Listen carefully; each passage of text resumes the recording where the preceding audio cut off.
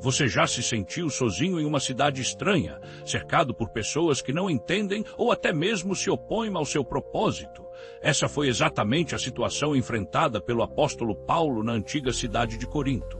Vamos mergulhar nesta história fascinante de coragem, fé e intervenção divina. Corinto, no primeiro século, era uma metrópole vibrante e cosmopolita. Localizada estrategicamente no istmo que liga o norte e o sul da Grécia, era um centro de comércio, cultura e... Bem, nem tudo era admirável. A cidade tinha uma reputação de imoralidade tão notória que corintianizar se tornou um sinônimo de comportamento devasso. Foi neste cenário desafiador que Paulo chegou por volta do ano 50 DC, durante sua segunda viagem missionária. Imagine-o caminhando pelas ruas movimentadas, observando os templos pagãos e a mistura de culturas.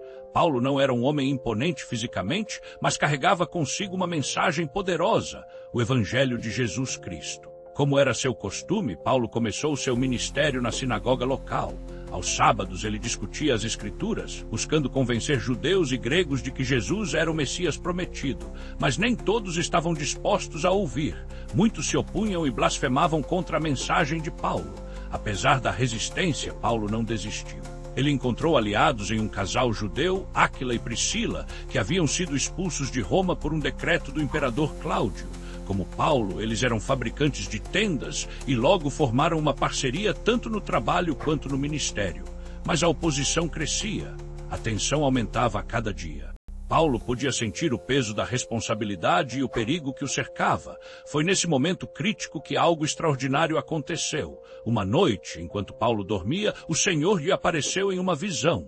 Imagine a cena, o quarto escuro de repente iluminado por uma presença divina. A voz do Senhor, clara e reconfortante, disse: "Não tenha medo, continue falando e não fique calado, pois eu estou com você e ninguém vai atacá-lo nem lhe fazer mal, porque tenho muita gente nesta cidade." Atos 18, 9-10. Que palavras poderosas! Deus não apenas encorajou Paulo a continuar seu trabalho, mas também prometeu proteção e revelou que havia muitos em Corinto que responderiam à mensagem do Evangelho. Fortalecido por esta visão, Paulo permaneceu em Corinto por 1 ano e meio, ensinando a palavra de Deus com renovada confiança e vigor. Sua persistência deu frutos e uma igreja vibrante começou a crescer na cidade. Mas nem todos estavam felizes com o sucesso de Paulo. Os judeus que se opunham à sua mensagem finalmente agiram. Eles o arrastaram perante Gálio, o procônsul romano da Acaia, acusando-o de persuadir as pessoas a adorar a Deus de maneiras contrárias à lei. Imagine a cena no tribunal. Paulo, pronto para se defender, os acusadores gritando suas queixas, e Gálio, o juiz romano, observando tudo com um olhar crítico. Mas antes que Paulo pudesse abrir a boca, Gálio dispensou o caso. Ele declarou que não se tratava de um crime real, mas apenas de uma disputa sobre palavras, nomes e leis judaicas. Esta decisão teve um impacto significativo. Não apenas Paulo foi libertado, mas o cristianismo recebeu uma espécie de proteção legal. A promessa de Deus de que ninguém faria mal a Paulo se cumpriu de uma maneira inesperada. Após este incidente, Paulo permaneceu em Corinto por algum tempo antes de partir para Éfeso, deixando para trás uma igreja em crescimento. Mas a história de Paulo em Corinto não termina aí.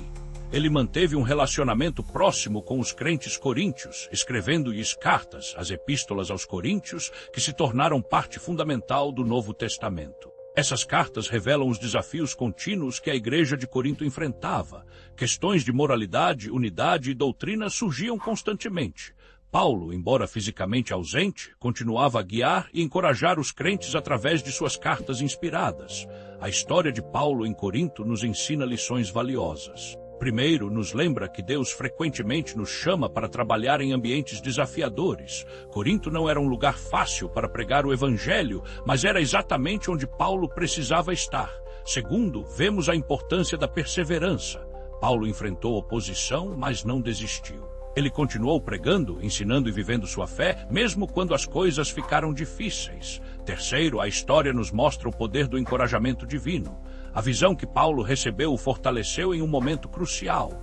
Às vezes, tudo o que precisamos é um lembrete de que não estamos sozinhos, que Deus está conosco. Quarto, aprendemos sobre a importância da comunidade. Paulo não trabalhou sozinho. Ele formou parcerias com pessoas como Áquila e Priscila e investiu na construção de uma comunidade de fé em Corinto.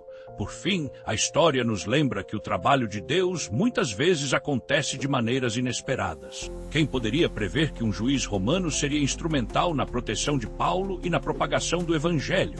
Enquanto refletimos sobre a jornada de Paulo em Corinto, somos desafiados a considerar nossa própria fé e coragem.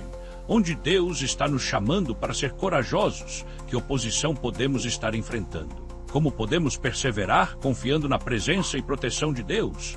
A história de Paulo em Corinto não é apenas um relato histórico, é um testemunho vivo do poder de Deus para sustentar seus servos em meio a desafios.